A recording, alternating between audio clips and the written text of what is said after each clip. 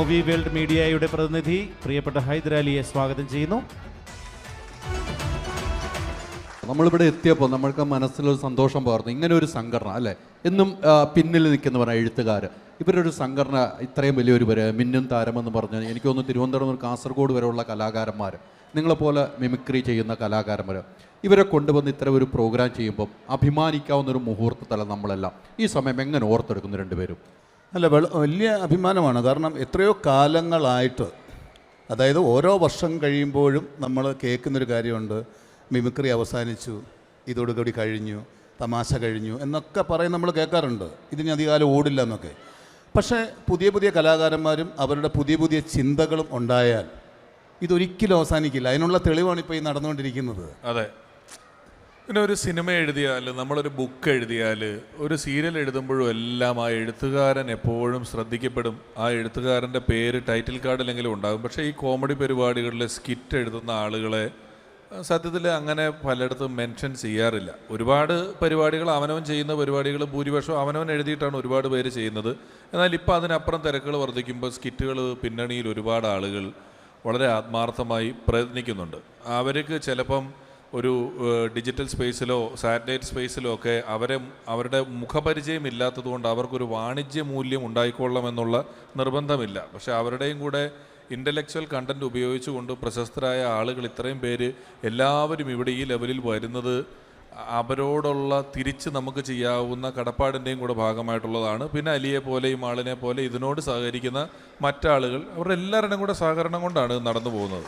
പുതിയ പ്രൊജക്റ്റിനെ കുറിച്ചൊന്ന്, രണ്ടുപേരുടെയും പുതിയ പ്രൊജക്റ്റൊന്ന് നമുക്ക് പ്രേക്ഷകർക്കൊന്ന് പങ്കുവയ്ക്കുകയാണെങ്കിൽ. ഇപ്പം തലവനിൽ മിന്നിത്തിളങ്ങി നിൽക്കുകയാണ്. തലവനാണിപ്പോൾ റിലീസായിരിക്കുന്നത്. ഇനി അടുത്തത് സുരേഷ് ബാബു സാറിൻ്റെ സുരേഷ് ബാബു സാറിൻ്റെ DNA എന്ന് പറഞ്ഞ പടമാണ്.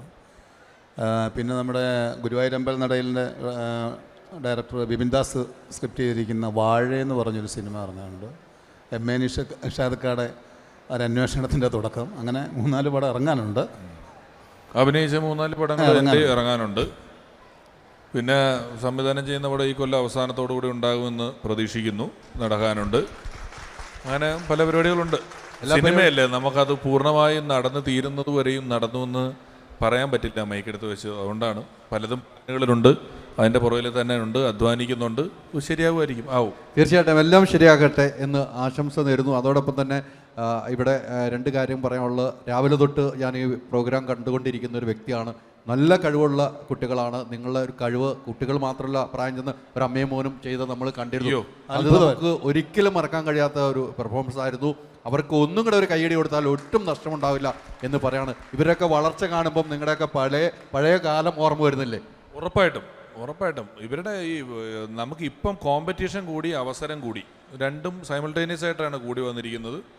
നല്ലൊരു പ്രകടനം, ഒരു 4 മിനിറ്റിൻ്റെ പ്രകടനം, അത് വളരെ നല്ലതാണെങ്കിൽ ഒറ്റയടിക്ക് അത് വൈറലായാൽ ഒരു 20 ലക്ഷം പേരെങ്കിലും കാണും. അവർക്ക് ലോകം മുഴുവൻ പരിപാടി കിട്ടും. നമുക്കൊരു ഉത്സവപ്പറമ്പിൽ ഒരു 5000 പേര് വെച്ച് 10 കൊല്ലം പരിപാടി ചെയ്യണമായിരിക്കും. ചിലപ്പോൾ ഒരു 10 ലക്ഷം പേര് നമ്മളെ ഒന്ന് കണ്ടറിയണമെങ്കിൽ. ഇപ്പോൾ അത്രയും സ്കോപ്പുണ്ട്. ആ സ്കോപ്പുകൾ പരമാവധി ഇത്തരത്തിലുള്ള വേദികളിലൂടെ എല്ലാവരും യൂട്ടിലൈസ് ചെയ്യുക എന്നുള്ളതേ പറയാനുള്ളൂ.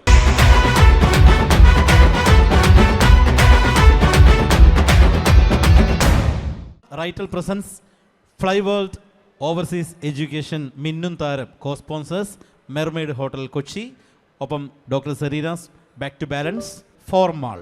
അപ്പോൾ നമ്മുടെ പ്രിയപ്പെട്ട ഈ India's biggest mimicry competition programme മിന്നും താരത്തിൽ ടീമിനെ വേദിയിലേക്ക് ക്ഷണിക്കുന്നു. സന്തോഷപൂർവ്വം വെൽക്കം KNK. നമസ്കാരം. ലോകമെമ്പാടുമുള്ള എല്ലാ മലയാളി പ്രേക്ഷകർക്കും ഗോപി ഫംഗ്ഷനിലേക്ക് ഹാർദമായ സ്വാഗതം. ഇന്ന് ഈ ഗോപി ഫംഗ്ഷനിൽ സംവാദിക്കാനെത്തിയ പ്രമുഖ അതിഥിയെ നമുക്ക് സ്വാഗതം ചെയ്യാം. മലയാള സിനിമയിൽ അമ്പിളിക്കല ചൂടിയ, ചിരിയുടെ മാനപ്പടക്കങ്ങൾ തീർക്കുന്ന, നമ്മുടെ സ്വന്തം അമ്പിളി എന്ന് വിളിക്കുന്ന ജഗതി ശ്രീകുമാറിനെ സ്വാഗതം ചെയ്യാം. വെൽക്കം ഗോപി ഫംഗ്ഷനിലേക്ക്. നമസ്കാരം. വരാൻ വൈകിയോ? വരാൻ അല്പം ബ്ലോക്ക് ഉണ്ടായിരുന്നു, അതുകൊണ്ട് വൈകി. വയറ്റിലാണോ ബ്ലോക്ക് ഉണ്ടായത്? അതെ, വയറ്റിലായിരുന്നു ബ്ലോക്ക്. വയറ്റിലായിരുന്നു ബ്ലോക്ക്. അതെ, താങ്കൾ ജഗതി ശ്രീകുമാർ. ജഗതി എന്ന് പറഞ്ഞാൽ അത് എൻ്റെ സ്ഥലമാണ്. ശ്രീകുമാർ എന്നാണ് എൻ്റെ പേര്. എൻ്റെ അച്ഛനിട്ട പേരാണ് ശ്രീകുമാർ. ജഗതിയിലാണ് ജനിച്ചത്? അതെ. ജഗതിയിലെ ഏത് ഭാഗം? അങ്ങനെ ഇങ്ങനെയൊന്നുമില്ല, എൻ്റെ എല്ലാ ഭാഗവും ചെയ്യിച്ചത് ജഗതി തന്നെയാണ്.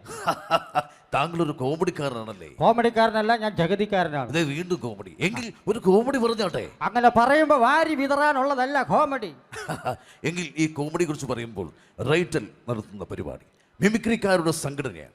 ഈ മിമിക്രിയിൽ നിന്നും മലയാള സിനിമയിലേക്ക് കടന്നു വന്ന ഒരു അതുല്യ കലാകാരനുണ്ട്, ശ്രീ ജാഫർ ഇടുക്കി. അദ്ദേഹത്തിന് എന്താണ് താങ്കളോട് പറയാനുള്ളത് എന്ന് കേൾക്കാം. എന്റെ പൊന്നും പടച്ചോനെ, ഇതാരെ കണ്ടേക്കണം? ജഗദീശനല്ലേ? അതേപോലെ തന്നെ. അതെ, ഞാനൊരു കാര്യം ചോദിച്ചാൽ രചനം പറയൂ. അതായത് സാറിന് ഏറ്റവും കൂടുതൽ ഇഷ്ടമുള്ള മലയാള സിനിമ പേര്, ആ താരത്തിൻ്റെ പേരെന്ന് പറയാമോ? മലയാള സിനിമയെക്കുറിച്ച് പറയുകയാണെങ്കിൽ എനിക്ക് ഏറ്റവും ഇഷ്ടപ്പെട്ടതാണ് പ്രേംനസീറാണ്. പ്രേംനസീർ സാർ ചുറ്റിലൊന്നും ആരും അറിയാറില്ല. അദ്ദേഹം പണത്തിന് വേണ്ടി, പ്രശസ്തിക്ക് വേണ്ടി ഒന്നും പറയാറില്ല. പാവപ്പെട്ടവന് വേണ്ടി എല്ലാം ചെയ്യാൻ കഴിവുള്ള ഒരാളാണ് ജഗദീഷ് കുമാർ. എന്നാൽ ഇപ്പോഴത്തെ താരങ്ങളെ എടുത്ത് നോക്കുകയാണെങ്കിൽ ഏറ്റവും കൂടുതൽ എനിക്ക് ഇഷ്ടപ്പെട്ട നടൻ എന്ന് പറയുന്നത് പത്മശ്രീ ഭരത് മോഹൻലാലാണ്. തീർച്ചയായിട്ടും അദ്ദേഹം നല്ലൊരു കലാകാരനാണ്, നല്ലൊരു ഗായകനാണ്. അപ്പോൾ അദ്ദേഹം പാടിയ ഒരു പാട്ട് നമുക്കിവിടെ കേൾക്കാം. അന്നാര കണ്ണാവാ പൂവാല ചെങ്ങാത്തം കൂടാൻ വാ, മൂവാണ്ടൻ മാവേൽ വാവ ഒരു പുന്നാരത്തേൻ കനി താത്ത, നങ്ങേടി പശുവിൻ്റെ പാൽ വെള്ളിപ്പിഞ്ഞാണത്തിൽ നിനക്കേകാം, ഒരു കാം ഞാൻ പൊന്നോണം ചങ്ങാതി.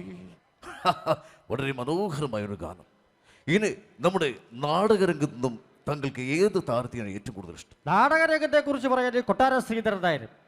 അദ്ദേഹത്തിന്റെ മകൻ സായികുമാറിനെ എനിക്ക് ഭയങ്കര ഇഷ്ടമാണ്. അതും ഒരു മിമിക്രിക്കാരാണ് സിനിമയിലേക്ക് കൊണ്ടുവന്നത്. അദ്ദേഹത്തിന് ഏറ്റവും കൂടുതൽ എനിക്ക് ഇഷ്ടപ്പെട്ട സിനിമ എന്ന് പറഞ്ഞാൽ ഇൻഹരികരണങ്ങൾ അദ്ദേഹം അഭിനയിച്ച ഒരു ക്ലൈമാക്സ് രംഗമുണ്ട്. ആ സീൻ നമുക്കൊന്ന് കണ്ടു നോക്കാം. സേതു, ഞാൻ അവനെ കൊന്നടാ. എൻ്റെ അപ്പച്ചനെ കൊന്നവനെ ഈ കൈ കൊണ്ട് ഞാൻ കൊന്നു. ഇത് കണ്ടോ? ഇത് മുഴുവൻ എൻ്റെ അപ്പച്ചൻ്റെ. ഇതിനു വേണ്ടിയിട്ടാ അവൻ എൻ്റെ അപ്പച്ചനെ കൊന്ന് കറി തള്ളിയത്. 20 വർഷത്തെ കണക്ക് ഞാനൊന്ന് തീർത്തടാ. ഇനി എനിക്കിന് നാട്ടിൽ പോകണം. അപ്പച്ചൻ ആഗ്രഹിച്ച പോലെ എൻ്റെ അമ്മച്ചി എനിക്ക് പൊന്നുകൊണ്ട് വാഴിക്കണം. സേതു, പൊന്നുകൊണ്ട് വാഴിക്കണം. Fantastic, marvellous, excellent. ഇനി സിനിമാ രംഗത്ത് തന്നെ ഒരുപാട് നടിമാരുണ്ട്. ഇന്നൊക്കെ പഴയ കാലത്ത് മനോഹരമായി നൃത്തം ചെയ്യുന്നുണ്ട്. പക്ഷെ ഒരു കാലത്ത് ഡിസ്കോ ഡാൻസിലൂടെ നമ്മുടെ ഹരം കൊള്ളിച്ചൊരു നടിയുണ്ടായിരുന്നു. അതായത് മറ്റാരുമല്ല, നമ്മുടെ സീമയല്ലേ. സീമ ചേച്ചി എന്ന് പറയുമ്പോൾ എല്ലാവർക്കും ഒരു ഇഷ്ടമുള്ള താരമാണ്. സീമയെ കുറിച്ച് പറയുകയാണെങ്കിൽ സീമ ആ കാലത്തൊന്നും സ്വന്തമായിട്ട് ഡബ്ബ് ചെയ്തുകൊണ്ടിരുന്ന ഒരു നടിയല്ല. പക്ഷെ സീമ ഡബ്ബ് ചെയ്തൊരു സിനിമയിൽ ഞാനും ഭാഗമായിട്ടുണ്ട്. ഒളിമ്പിൻ അന്തോണി യാദവ്. അതിൽ ഞാൻ വട്ടോളി എന്ന് പറഞ്ഞൊരു കഥാപാത്രമായിരുന്നു അവതരിപ്പിച്ചത്. അപ്പോൾ നമുക്ക് ആ സീൻ ഒന്ന് കണ്ടു നോക്കാം. സീമയുടെ ഒറിജിനൽ ശബ്ദം അതിലാണ് അവർ ശരിക്കുള്ള സിനിമ ഡബ്ബ് ചെയ്തത്. ആ സിനിമയിലാണ്. അതൊന്ന് കേട്ടു നോക്കാം. എൻ്റെ സ്കൂളിൻ്റെ ഒഫീഷ്യൽ മാറ്റേഴ്സ് നിങ്ങൾ എന്തിനറിയണം? You have no right to peep into my privacy. Mind it. നിങ്ങൾ പോലീസുകാരുടെ മറ്റടുത്ത മുറയൊക്കെ അങ്ങ് കയ്യിൽ വെച്ചാൽ മതി. വളരെ മനോഹരമായിരിക്കുന്നു. എന്തായാലും നമുക്ക് ഗോപി ഫംഗ്ഷൻ വൈൻഡപ്പ് ചെയ്യാൻ സമയമായിരിക്കും. അല്ല ബ്രിട്ടാസ്, ഞാനൊന്ന് ചോദിച്ചോട്ടെ. താങ്കൾ വന്നപ്പോ മുതലേ താങ്കളുടെ കയ്യിൽ ഒരു പേര ഇരിക്കുന്നത് ഞാൻ കാണുന്നുണ്ട്. എന്താണ് അതിന്റെ ഒരു അർത്ഥം? ഇത് പലരും എന്നോട് ചോദിച്ചിട്ടുണ്ട്. ഞാനിത് കാര്യം പറയാം. ഇത് എൻ്റെ ആയുധമാണ്. ഞാൻ വരുന്ന ഏത് വ്യക്തിയാണെങ്കിലും കുത്തി കുത്തി ചോദിച്ചവരെ കരയിപ്പിക്കും. അവർ കരഞ്ഞില്ലെങ്കിൽ ഞാൻ പേന കൊണ്ട് കണ്ണിൽ കുത്തി കരയിപ്പിക്കും.